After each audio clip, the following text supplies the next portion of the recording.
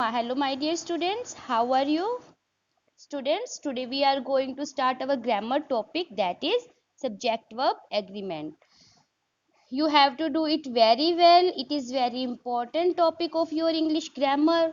ये आपका बहुत ज़्यादा important topic है और आपको बहुत ध्यान से समझना है। और बेटा ये मतलब कि बेस है इसमें, इस टॉपिक से इसमें अगर आप सब्जेक्ट वर्ब एग्रीमेंट आपको समझ आएगा तभी आपके ये आपको हर जगह काम आएगा, हर ग्रामर के हर टॉपिक में, जैसे वॉइस है, नरेशन है, या कोई भी हम कंपोजिशन बना रहे हैं, कंपोजिशन राइटिंग का कोई टॉपिक लिख रहे हैं, उसमें सब में हमें ये टॉपिक जो है हेल्पफुल होगा। इसीलिए हमने सबसे पहले इसी टॉपिक को स्टार्ट किया है और आपको ये बहुत ध्यान से करना है इसके रूल्स को। देखो बेटा, इसके नाम से ही सब्जेक्ट वर्ब एग्रीमेंट, ठीक है, इसके सब्जेक्ट से ही क्लियर हो रहा है कि सब्जेक्ट और वर्ब में एक समझौता होना। सब्जेक्ट वर्ब एग्रीमेंट का क्या मीनिंग है? सब्जेक्ट और वर्ब में एक एग्रीमेंट होना, मतलब कि अगर ये दोनों आपस में एक दूसरे से एग्री होंगे तभी ये इकट्ठे रह सकते हैं। ओके, ये देखो इंग्लिश ग्रामर में भी ऐसा चलता है कि अगर एक दूसरे से एग्री हैं तभी हम साथ चल सकते हैं। इसी तरह से थोड़ा सा हम रिकैप देखते हैं। देखो बेटा, हम शुरू से यही पढ़ते आ रहे हैं कि सिंगुलर और प्लूरल वर्ब होते हैं, और सिंगुलर सब्जेक्ट है then we will use singular verb, and plural subject है then we will use plural subject. जैसे सिंगुलर, जैसे हमने इज है, सिंगुलर सब्जेक्ट होगा तो हम उसके साथ इज लगाएंगे, प्लूरल है तो आर लगाएंगे। ये तो हम शुरू से ही पढ़ते आ रहे हैं, बट अब आगे आगे देखो इसके रूल्स और ज़्यादा डीप होते जाते हैं जो आपको बिल्कुल ध्यान से करने हैं। कई बार हमें लगता है कि हमारा सेंटेंस बिल्कुल करेक्ट है, बट अकॉर्डिंग टू रूल वो होता नहीं है। अगर हम रूल के अकॉर्डिंग देखेंगे तब हमें पता चलेगा कि हमारे यहाँ पे क्या मिस्टेक है। देखो बेटा, let's start. A verb agrees with its subjects in number. जो वर्ब है वो अपने सब्जेक्ट से नंबर के अकॉर्डिंग एग्री होती है। A singular subject takes a singular verb whereas a plural subject takes a plural verb. ये rule तो हम बचपन से सीखते आ रहे हैं और ये सबको पता है कि सिंगुलर सब्जेक्ट है तो सिंगुलर। देखो, the girl pledge eight recess, जो लड़की है सिंगुलर सब्जेक्ट है हेयर, इसीलिए हमने यहाँ पे सिंगुलर सब्जेक्ट के साथ हमने सिंगुलर वर्ब लगाया। हमें पता है टेंस के अकॉर्डिंग अगर सिंगुलर वर्ब होता है तो हम वर्ब के साथ एस या एस लगाते हैं, और अगर प्लूरल आ गया तो हमने क्या किया, प्ले कर दिया। मीन्स सिंगुलर सब्जेक्ट के साथ singular verb and plural subject के साथ प्लूरल वर्ब। क्लियर है ये सबको? सेकंड रूल देखते हैं। A subject will come before a phrase beginning with of and that will determine the verb. मतलब कि यदि ऑफ से पहले जो सब्जेक्ट होगा किसी भी सेंटेंस में, यदि ऑफ का यूज हुआ है तो हम पहले उससे पहले सब्जेक्ट को देखेंगे, उसके अकॉर्डिंग हम उसमें वर्ब लगाएंगे कि हमें सिंगुलर वर्ब लगानी चाहिए या plural. Here are many examples you can see. One of the books is missing from the library. देखो बेटा, बुक्स है बट हमने इज लगाया है, क्यों? क्योंकि यहाँ पे ऑफ से पहले वन है, यानी सारी बुक्स में से एक बुक मिसिंग हो गई है। यहाँ हम एक बुक की बात कर रहे हैं, आपको अंडरस्टैंड करने की जरूरत है भी सेंटेंस में कह क्या रहे हैं। One of the books, of से पहले वन है, that is singular and we will use singular verb. Okay, देखो, the quality of the shoes is very poor. अगर नॉर्मली हम बच्चे को कहें तो शूज के अकॉर्डिंग आर लगाएंगे, बट अगर हम पूरे सेंटेंस देखो वो हमारा सेंटेंस रॉन्ग हो जाएगा। अगर हम पूरा सेंटेंस देखेंगे तब हमें पता चला कि क्वालिटी की बात हो रही है, शूज की बात नहीं हो रही, क्वालिटी की बात हो रही है, और दैट इज सिंगुलर। इसलिए अब आपको मतलब सेंटेंस की हिंदी करके भी देखना है और इस रूल को भी अपने माइंड में रखना है कि ऑफ से पहले सिंगुलर है या प्लूरल है। Okay, clear everyone? Now third rule. Two singular subjects connected by or either or neither nor require a singular verb। अगर सपोज करो कोई आपके पास सेंटेंस है और उसमें इधर और का यूज हो रहा है, नीदर और नोर का यूज हो रहा है, तो आपको सिंगुलर वर्ब का यूज करना है। आपको ये अपने माइंड में रखना है कि अगर इधर और है सेंटेंस में, नीदर और नोर है, तो हमें सिंगुलर वर्ब ही लेना है। देखो, इधर रोहन और सीमा। अब और का मतलब होता है या, यानी हम इन दोनों में से एक की बात कर रहे हैं। इधर रोहन और Seema is coming to the concert with me, मतलब रोहन और सीमा में से एक की बात हो रही है, इसलिए यहाँ पर हमने इज लगाया। ठीक है। माई ग्रैंड फादर और माई ग्रैंड मदर, यानी दोनों नहीं आ रहे हैं। Mary is going to do the is going to do the story telling today, मतलब दोनों नहीं, या तो ग्रैंड मदर या ग्रैंड फादर, एक जने की बात हो रही है, तो we will use in singular verb. Okay, अब आपको बिल्कुल क्लियर हो गया होगा ये, और आपको बिल्कुल ध्यान रखना है कि जैसे neither the doctor nor the nurse, ना तो डॉक्टर और ना ही nurse is present for the duty, वो ड्यूटी में ना तो डॉक्टर ही प्रेजेंट है और ना नर्स। ओके, इसलिए हमने यहाँ पे सिंगुलर वर्ब लेना है। देखो बेटा, जो हमने पहले वाला रूल किया है उसमें क्या है, नीदर नोर ईदर और का यूज है और दोनों ही सब्जेक्ट सिंगुलर हैं, तो हमने हेल्पिंग वर्ब सिंगुलर लगानी है। बट अगर मान लो ऐसा हो कि एक सब्जेक्ट सिंगुलर है और एक सब्जेक्ट प्लूरल है, तो हम नियरेस्ट जो वर्ब के नियरेस्ट सब्जेक्ट होगा उसके अकॉर्डिंग लगाएंगे। अगर वो सिंगुलर है तो हम सिंगुलर लगाएंगे, अगर वो प्लूरल है तो प्लूरल लगाएंगे। देखो जैसे first sentence, neither the curtains NOR the cushion goes with the wall. अब देखो वर्ब के नियरेस्ट कौन सा है, कुशन, और ये सिंगुलर है, इसलिए हमने सिंगुलर वर्ब लगाया। और नेक्स्ट सेंटेंस में, neither the painting nor the showpieces it is plural, तो हमने यहाँ पे वर्ब को भी प्लूरल लिया। सिंगुलर लेते तो हम इसके साथ एस या एस लगाते, बट यहाँ पे ये प्लूरल में है, तो हमने यहाँ पे इसको वर्ब को भी प्लूरल में लिया। Clear everyone? मतलब कि नीदर नोट वाले सेंटेंसेस में अगर दोनों सिंगुलर हैं तब तो सिंगुलर वर्ब ही यूज होगा, अगर एक सिंगुलर और एक प्लूरल है तो जो नियरेस्ट वर्ब के नियरेस्ट है, अगर वर्ब के नियरेस्ट सिंगुलर है तो सिंगुलर लेंगे और प्लूरल है तो plural. Next rule, nouns connected by conjunction and in the subject work as plural subject and take a plural verb। देखो बेटा, अगर मान लो कि nouns कंजक्शन एंड के द्वारा, अगर मान लो कोई दो नाउन एंड से जुड़े हुए हैं तो हम उसको हमेशा प्लूरल वर्ब में लेंगे।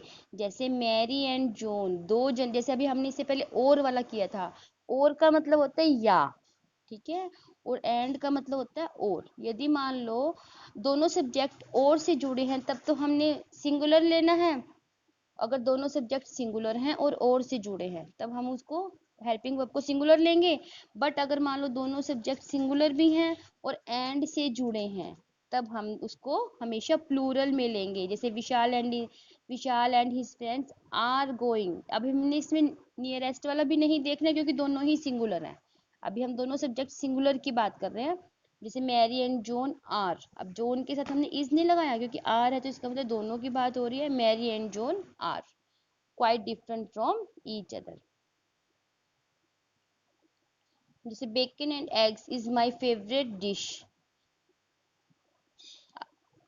अब ये देखो बेटा कि अब आप कहोगे कि इसमें इज क्यों लगा, इसमें इज तब लगा जब cases of the compound noun, मतलब कि ये दोनों एक ही चीज थे ना, अलग अलग तो नहीं थे ना। अगर मैं कहती कि अगर मैं कहूँ ब्रेड एंड बटर, दोनों एक ही दूसरे के साथ, एक दूसरे के साथ ही हम यूज कर रहे हैं ना, तो हम उसके साथ bread and butter is my favourite dish, अगर मैं ऐसे कहूँ तो हम उसके साथ इज लगाएंगे, आर नहीं।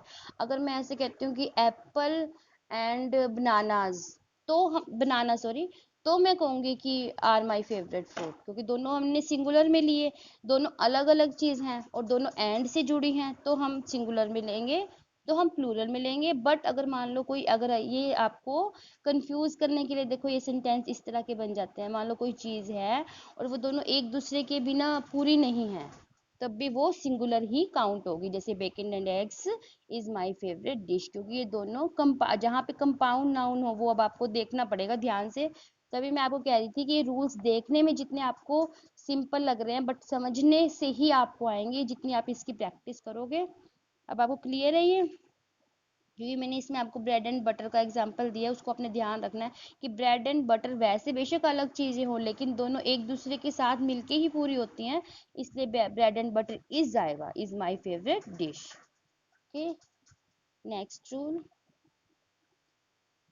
collective nouns are generally regarded as singular, but they may take the plural form depending on the meaning or the writer's intent। मतलब जो collective noun है वो हमेशा हम सिंगुलर फॉर्म में लेते हैं, लेकिन कई बार वो सेंटेंस के ऊपर या मतलब कि जो हमें क्या सेंटेंस में कहना चाह रहा है स्पीकर, उसके अकॉर्डिंग भी होता है। देखो द ओडी, जैसे मैंने आपको बता रखा, पहले ही बताया मैंने आपको भी, जैसे क्लास की बात है, पूरी क्लास की बात है तो हम उसको सिंगुलर में लेंगे। अगर स्टूडेंट्स की बात करें उसी क्लास के तो हम प्लूरल में लेंगे, क्योंकि क्लास जो है पूरी सभी स्टूडेंट्स को इकट्ठा एक ग्रुप में शो कर रहा है, तो उसके लिए हम क्लास लेंगे। और क्लास एक है उसके लिए हम सिंगुलर लेंगे। जैसे the audience was strong strangely silent, audience में सभी मतलब कि वहाँ वो आ गए, सभी पीपल आ गए, तो उनके एक ग्रुप को ऑडियंस कह दिया, तो वहाँ पे हमने इसको सिंगुलर लिया। All my family has arrived.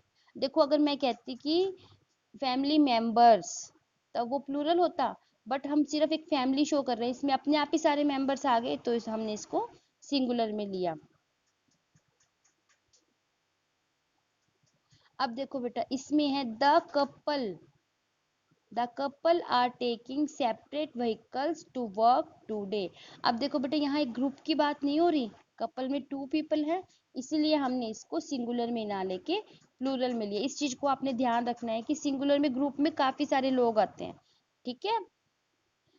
The jury were allowed to go home to their families. देखो जहाँ जैसे ये है, यहाँ पे एक ग्रुप के लिए भी हम यूज करते हैं, बट यहाँ पे एक जज के लिए यूज हुआ, मतलब एक जज के लिए अगर हम यूज करेंगे तो सिंगुलर होगा, लेकिन यहाँ पे पूरे ग्रुप के लिए है। द jury मतलब कि ऑल जजेस को अलाउड किया गया to go home to their families, ठीक है। तो पूरे अगर मान लो अब यहाँ पे जैसे द लग गया, द से मतलब कि एक ये नहीं है कि यहाँ, इसलिए यहाँ पे प्लूरल आया क्योंकि यहाँ पे हमने अलग अलग जजेस में सभी ये नहीं कि एक ग्रुप है उनका, उसमें सभी अलग अलग जजेस आ गए, इस वजह से यहाँ पे इसको प्लूरल में लिया। ओके, अब आपको समझ आ गया इन दो में प्लूरल में क्यों लिया, क्योंकि इसमें पूरे पूरे उसको कलेक्टिव उसमें शो कर रहे हैं, यहाँ पे ऑडियंस और फैमिली, और यहाँ पे ये अलग अलग है, ग्रुप की बात नहीं हो रही यहाँ दोनों में, इसलिए यहाँ पर प्लूरल है। Next, a number of noun is a plural subject and it takes plural form.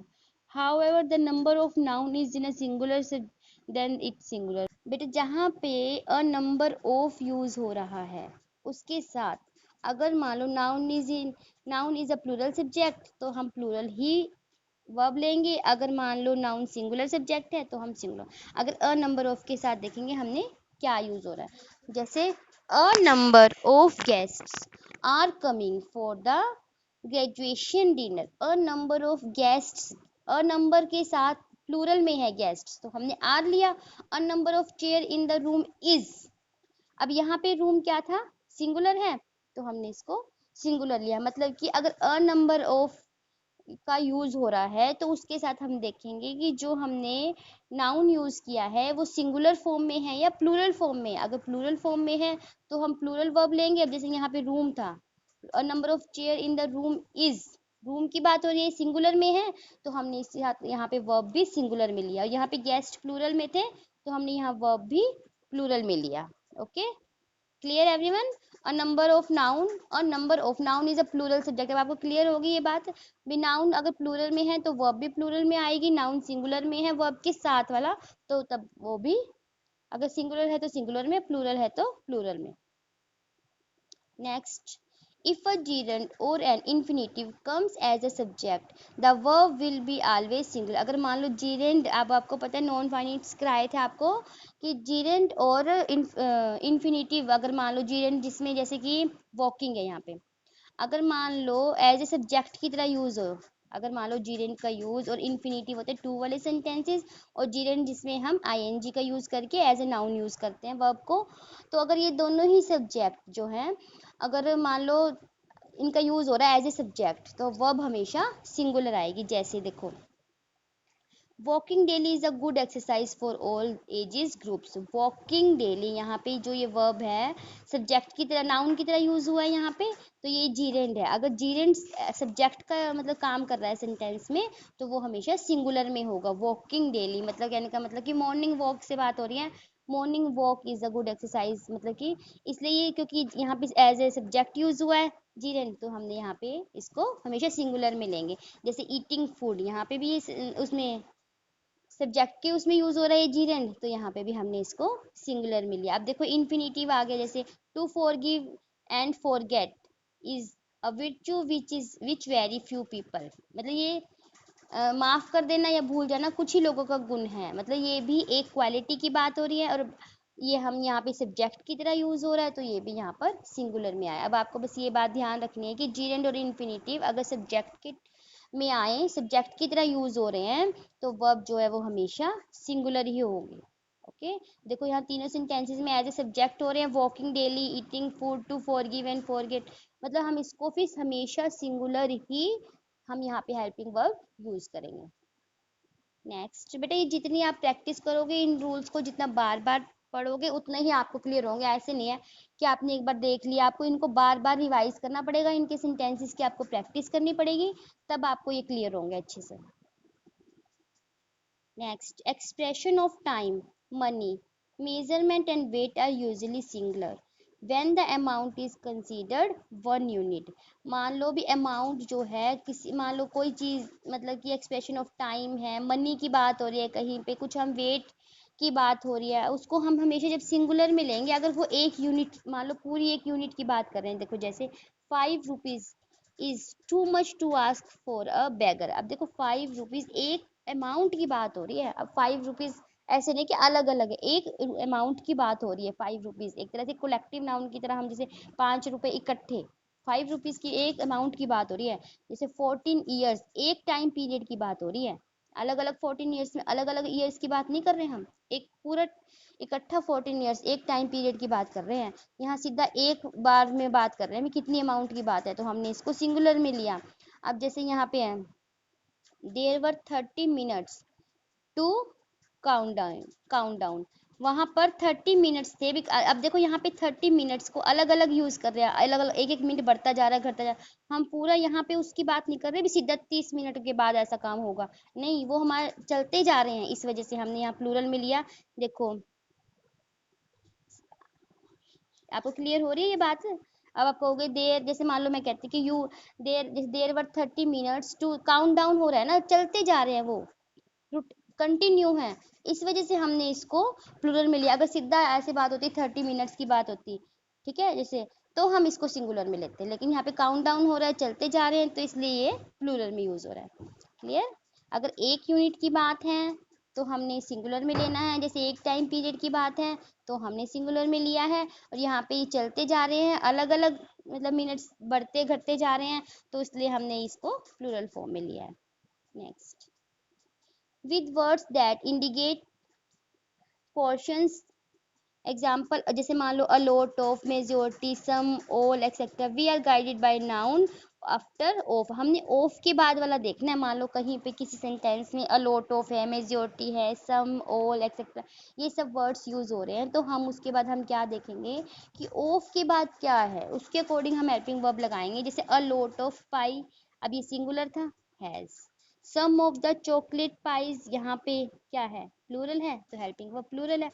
All of the workers, workers plural में था, तो हमने हेल्पिंग वर्ब भी प्लूरल में लिया। A third of the city, ठीक है, सिंगुलर में है, तो यहाँ पे हेल्पिंग वर्ब भी सिंगुलर में। अब आपको क्लियर आ रही है ये बात, समझ आई आपको। मान लो ये जो वर्ड्स हैं, ये सारे वर्ड्स जिस भी सेंटेंस में आएंगे, अगर उसके बाद हम ये देखेंगे कि ऑफ के बाद जो हमें हमें जो नाउन दिया है वो सिंगुलर है या प्लूरल है। अगर वो सिंगुलर है तो हम हेल्पिंग वर्ब सिंगुलर यूज करेंगे, और अगर प्लूरल है तो प्लूरल यूज करेंगे। Okay, clear.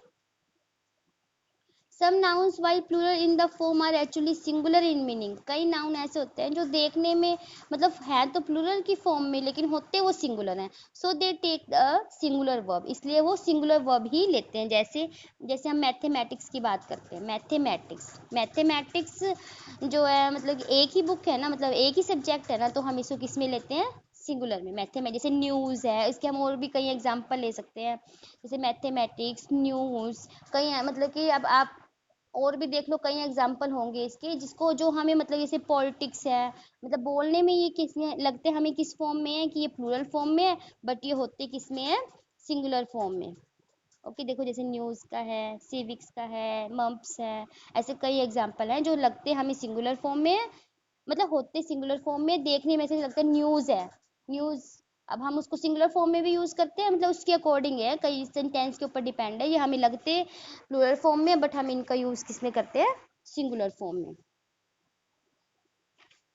देखो बेटे, अब आपके पास एक ये है, Preeti and Rita dash leaving as they have finished the work. अब आप बताओ, इस सेंटेंस में एक एग्जांपल दिया हुआ है, मतलब आपके लिए, आपको चेक करने के लिए, आप ये बताओ प्रीति एंड रीटा है, तो यहाँ पे क्या आना चाहिए। अभी मैंने आपको पहले सारे रूल्स बताए, उनमें से एक सेंटेंस लिया है कि देखो आपको कितना समझ आया है। Preeti and Rita dash living, अब प्रीति और रीटा है, दोनों सिंगुलर में है, तो हम यहाँ पे क्या लेंगे, क्या आना चाहिए आपके अकॉर्डिंग,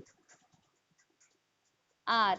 यहाँ पे इज नहीं आएगा, क्योंकि प्रीति एंड रीता दोनों सिंगुलर हैं और एंड से जुड़े हैं। ये मैंने आपको पहले बताया था कि अगर दो सिंगुलर सब्जेक्ट हो और वो एंड से जुड़े हों तो हम उसको प्लूरल फॉर्म में लेंगे, तो यहाँ पे क्या आएगा, आर।